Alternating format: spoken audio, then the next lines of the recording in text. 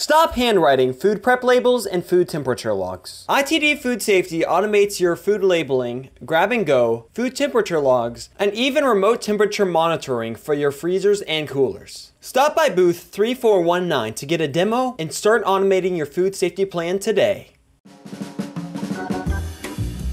Have you ever wanted to know how is that done on board, or who's really behind the various initiatives that take place within the bars and restaurants at sea?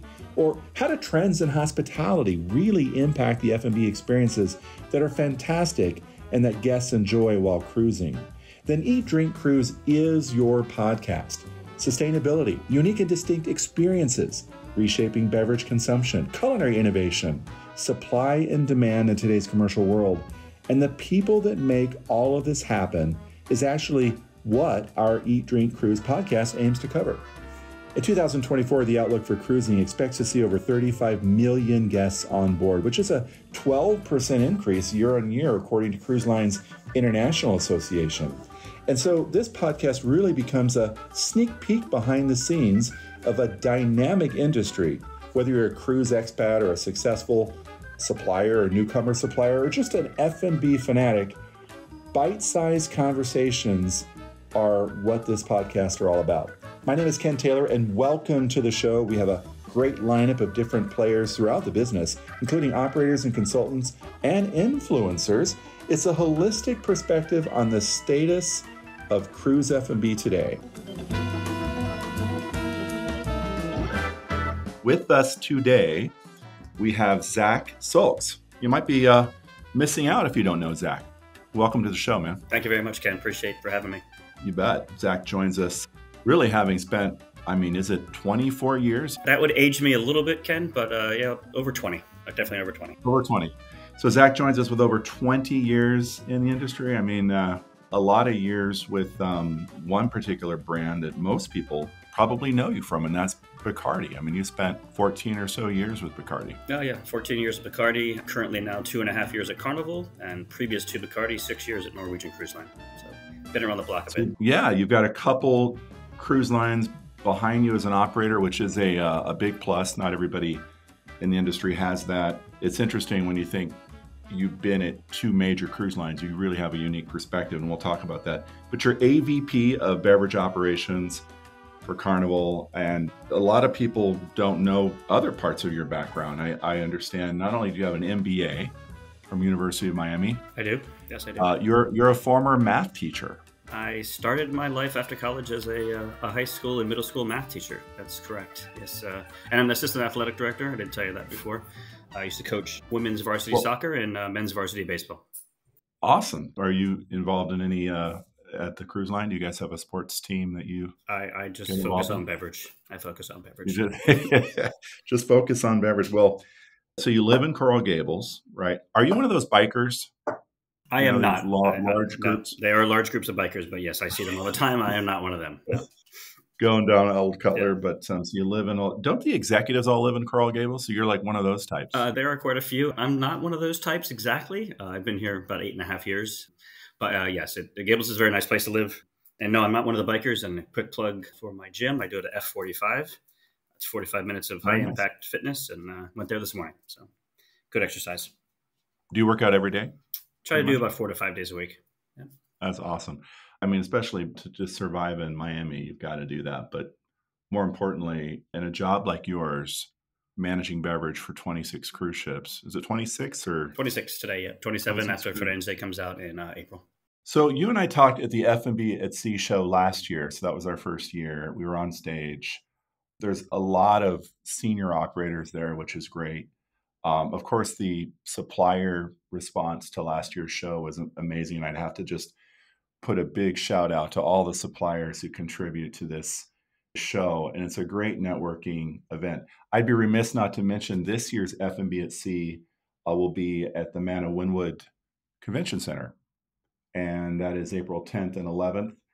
There is a big awards program as well. So we're really excited. If you haven't been informed or aware of, there will be a first ever awards program presented by Sea Trade and the F&B at Sea show on I believe it's the 11th. So really, it's kind of like two shows in one. I even think there's going to be transportation between the Miami Convention Center and the Manor Wynwood one. But details on that, go online. We'll give you that information. Are you aware of the awards program? Very much, yeah, very much. And Good. just a quick plug. I'm happy and elated to see FMB at Sea and its evolution. It's been a long time coming. Sea Trade's always been a great show, but it's been a long time coming that we actually focus on possibly the most important part of the cruise experience, definitely from a net promoter score perspective, is food and beverage. More guests have a positive experience or, unfortunately, sometimes a negative experience due to food and beverage when they're on board. Entertainment is big, obviously. Casino is big, etc., but food and beverage really drives everything. So it's great to see Sea Trade expanding into that area.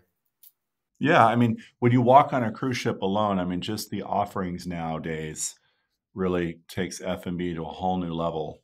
You don't have to be too passionate about it, but for those who are, it becomes, incredibly immersive and fun. And for yourself, I mean, so you're the global beverage leader for Carnival Cruise Line.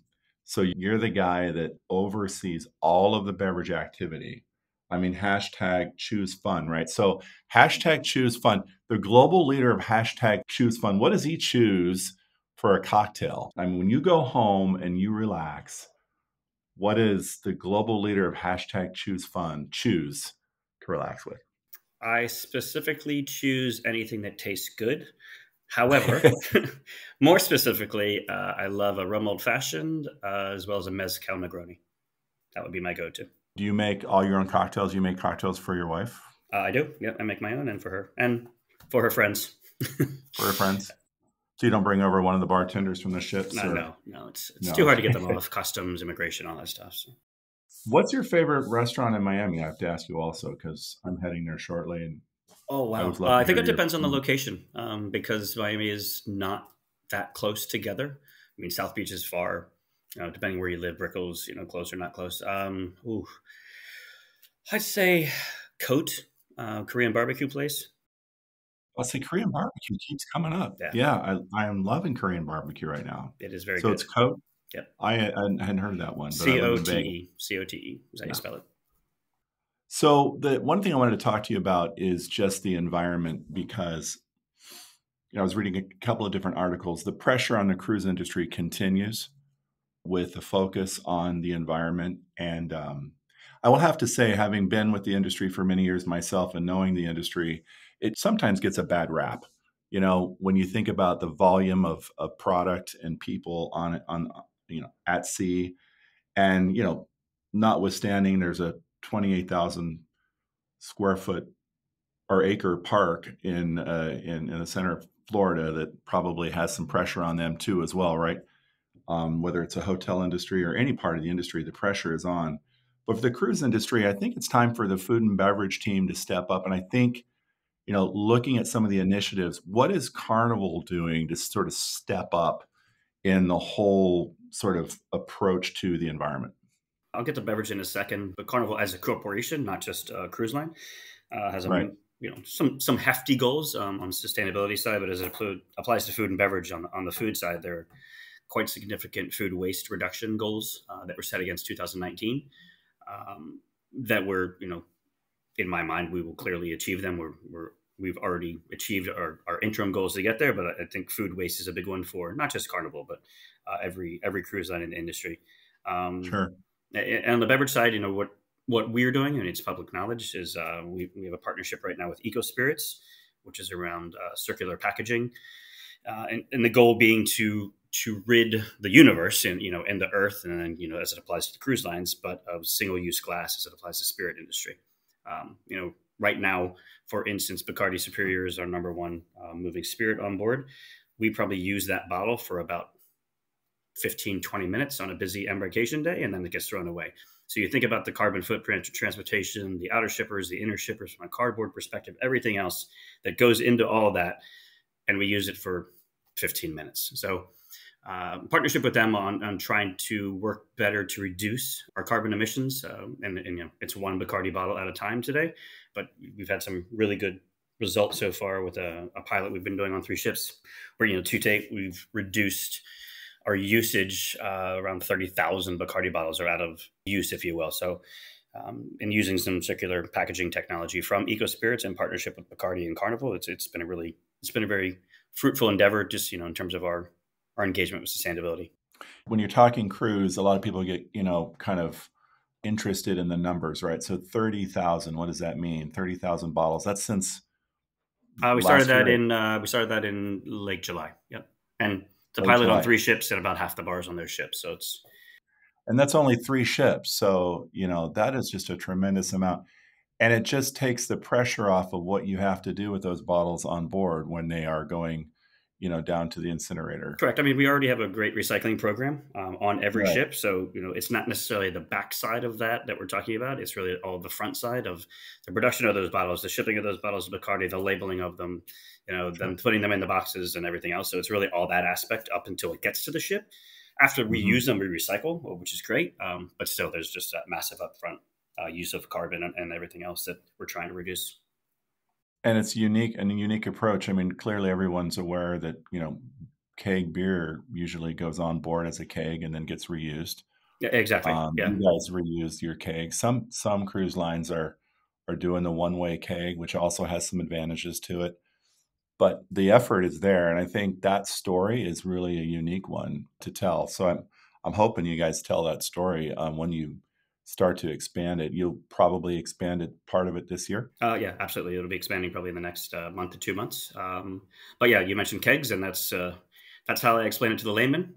We get a keg, a small 4.5-liter keg of rum delivered to the ship. We use it and offload it, and back it goes to Eco Spirits and their relationship with Bacardi. They clean it, they refill it, they send it back to the ship. So it's really, again, it's not quite that simple, but for the layman's terms, it's really a small keg of rum that just keeps going back and forth between us and Eco Spirits and gets refilled, we reuse it, gets refilled, we reuse it, etc. So as a way to not use the bottles and throw them away.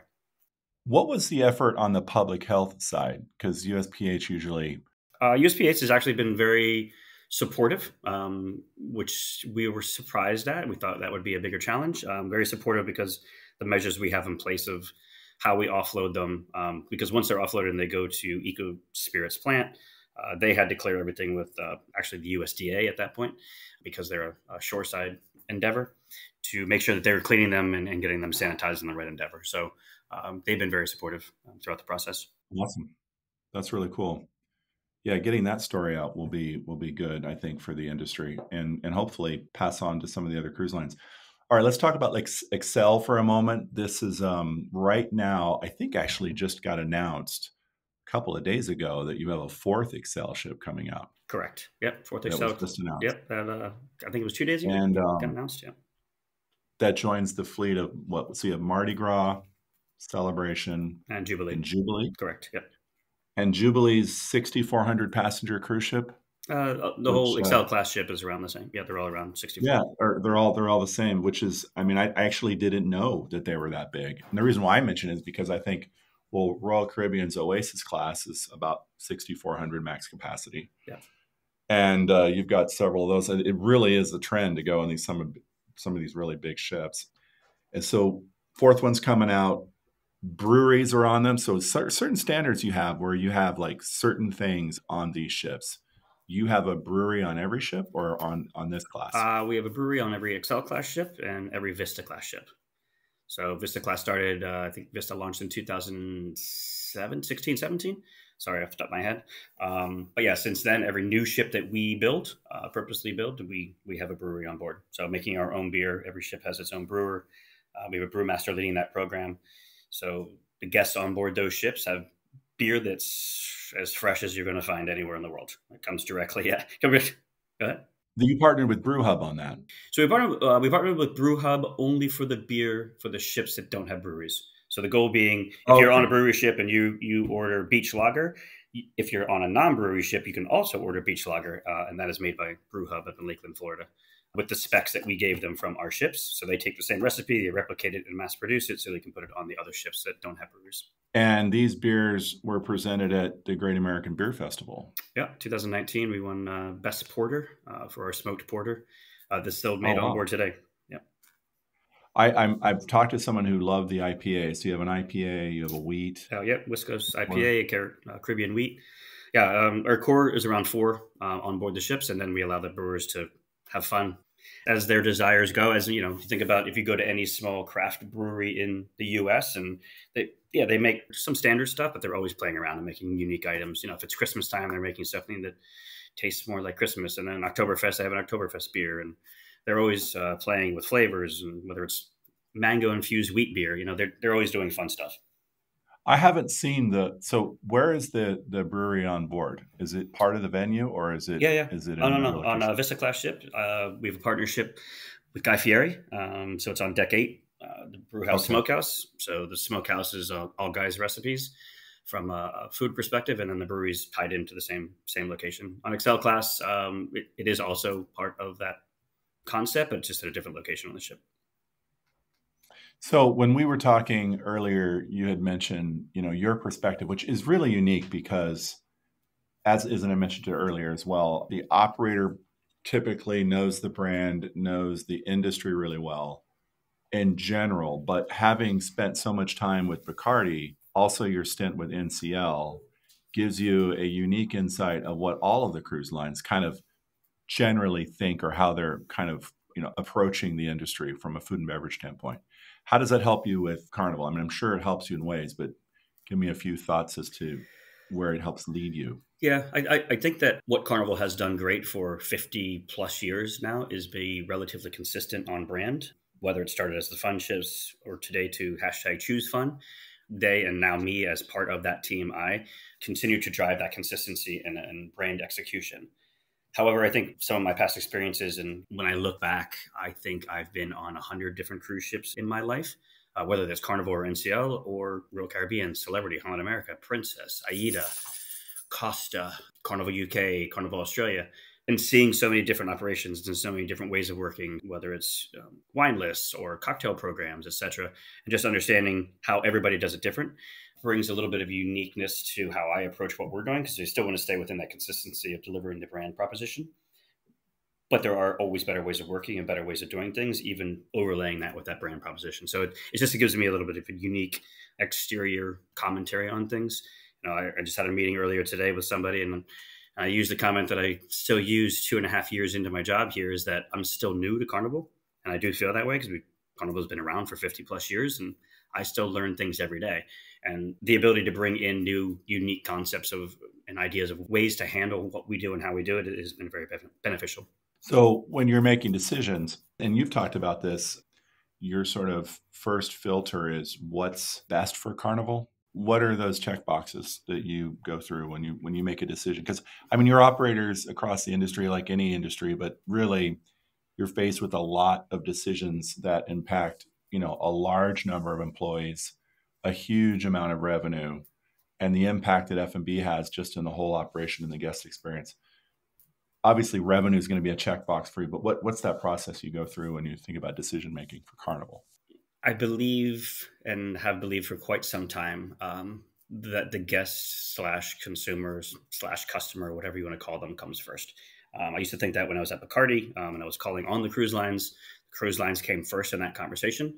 And today it's our guests that come on board. So they always come first from a staying on brand and giving them that fun experience that they expect to have when they come on board. That is definitely first and foremost. They're the ones who choose to come back. They're the ones who pay for our drinks. They're the ones who recommend us to their friends, et cetera. So the guest is definitely always top of mind. Of course, revenue 1,000 times. Yeah, I mean, we are a business, right? We're a public traded company. We are here to make money, but we can't do that without guest satisfaction. So yeah, revenue is massively important. And then I think we talked about it before, you and I, but having that math teacher background that I used to be back in the day definitely provides me with a lot of fact-based decision making, with the concept always overlying, is it good for Carnival? So even if it means I need to give away some drinks to this program, that's okay, as long as that program is going to yield more money for Carnival. Perfect example of how that comes to life is on our Vista class ships over the past 3 to 4 years. Let's take COVID out of it and the pause, but over the 3 to 4 years, we've taken out the guest facing bar from the casino. And we've been doing that on some of our older Spirit class ships as well. And the reason for that is we can replace that space with casino slot machines and tables that will yield a much higher return than a guest facing bar. I had to expand the pantry a little bit and do some different things from a service bar perspective to make sure we could still produce the number of drinks we needed to produce. But it's a realization and a conversation back and forth that whilst we all love to go to a bar and sit down, if I can still deliver the drinks in a way that is meaningful for the guests and don't need that space to do it, well, let's give up that space to figuring out a way that's good for Carnival, where Carnival can actually deliver better guest expectation and a better revenue for the shareholder. So that's what I mean by that, where if it's good for Carnival and we look at it from a fact-based decision-making process, then it's good for beverage operations. Yeah, and it's having connection with the guest, right? And their desire for the experience. And so that point is actually a really interesting one because, guests typically probably don't sit at a bar in a casino too often. There's a lot of noise. There's not a lot of opportunity for a particular vibe that would promote sitting at the bar. And so, moving it to a service bar makes probably a lot of sense. There are other bars, plenty of them, where people are having great experiences. Like I know on Excel class, you have a standard there where several bars are determined or created to be unique and different to that ship. And I imagine you're doing that even with this fourth ship now that obviously you've been working on it. It's been recently announced, this fourth Excel ship. But tell me about that. So each ship gets a different bar experience. Yeah, correct. So, Carnival has some very standardized programming across the fleet, whether it's the Red Frog Rum Bar, the Blue Iguana Tequila Bar, Piano Bar, Alchemy Bar, Punchliner, our nightclub, sometimes called Liquid or something else, and you can see those on all the ships. Right. And where we've taken a little bit different approach on the Excel class of ships is to create some unique bar experiences only for that ship. So not even for the class, but only for that ship. So when Mardi Gras first launched, it had a dedicated area to New Orleans. It's not called that exactly. And how we brought it to life is there's a fortune teller bar there, for instance. And that bar was created with the concept of the cocktails are very mystique-led and more focused on what you would find, not necessarily on Bourbon Street, but off Bourbon Street and some of the, I don't want to say the seedier parts of town in New Orleans, but places you'd really find some very unique cocktails that lead into the mysterious aspects of things that happen in New Orleans, whether it's, graveyard tours and things like that. And we've kept that same approach on celebrations, same thing, with some very unique bars that are tied into the marketing concepts and the guest experiences that we want on that ship, and then that followed through the Jubilee as well. So Jubilee, the latest example, one of the bars is called Dr. Ink. Obviously, if you put that together, it's drink. And it's focused around undersea and the creatures that you find there. And the leader of that bar is an octopus. So everything we did at that bar, we tried to create cocktail experiences that tied into things you would find undersea from an organic perspective, whether they're starfish or, silly things. We're using Swedish fish as garnishes and then in infused vodkas. We're using different kinds of squid ink in certain cocktails. We're using different types of seaweed in cocktails. So trying to, tie in to the guest experience is really driving what we do from those new bars. And when you're putting this together, I realize that there's the design piece to it, right? From a shipboard architecture standpoint, here's the space. It probably starts out as a white space or an area that's been determined as a bar. But how do you then go to the development? What's your process? Do you have a team that does that, or you have an ideation team that does that, or? Our in-house product development team, together with if it's a new build, with our new build team, really bring that space to life from a space perspective. Then we have internal conversations. I have a very small team of 4. I am one of 4 that works shoreside beverage operations. We are teeny when you look at it that way, in terms of the amount of revenue and the size, how many ships we have to oversee. But it's us. We work together. The 4 of us work together closely with that product development team to figure out what it means from cocktails to cocktail names to menu development, uniforms, everything that you would see from a guest perspective, what the back bar is going to look like, what brands are going to put on the back bar or not. And then working also with the new build team on just that, are there changes we can make to the bar that make it more effective operationally, but also really look good and deliver the guest experience? Because like you said, that space has already been whiteboarded as a space for a bar. And then we start early days on little aspects that are going to help deliver the guest experience.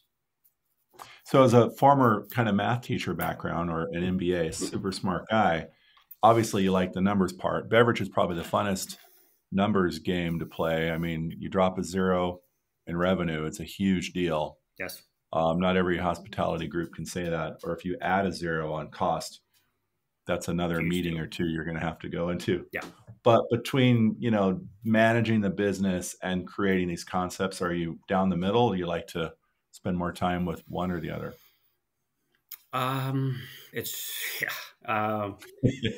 I would be remiss if I said I'm happy that XL4 is a few years away to give us some time to rest. Since I started during the restart, I started during ship number 4 being restart out of, at the time, the fleet was 24 ships. So it's been fast and furious for the past two and a half years, restarting ships, launching a ship, restarting ships, launching a ship, restarting ships, launching a ship. So I'm pleased, and I'm honestly, not necessarily for the revenue aspect, because that's going to slow down. The revenue growth will slow down without new ships coming, but to give us some time to breathe, because it's unfortunately been all at the same time, developing, managing, hiring, firing, all aspects of what beverage operations is and being an operator. But it'll be nice to have a little bit of time to take a breath, stabilize what we're doing, work on efficiencies, and not necessarily on the cost side, as just efficiencies overall. How we do things at bar, what do we batch, what do we don't batch, how can we make things better from a beer perspective, all kinds of things that need some attention that we just haven't had the time to, because it's just been running, to get new things up and running all the time. Right. So I guess refining and innovating, you have a little more time now to do that.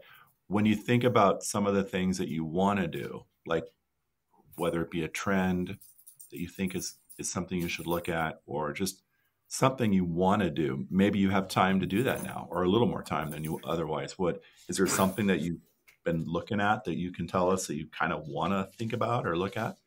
Yeah, and it's not going to sound sexy at all. It's honestly spending more time on our onboard teams. They've done a great job. Our revenue is up, like everybody's is up from a beverage perspective, many percent.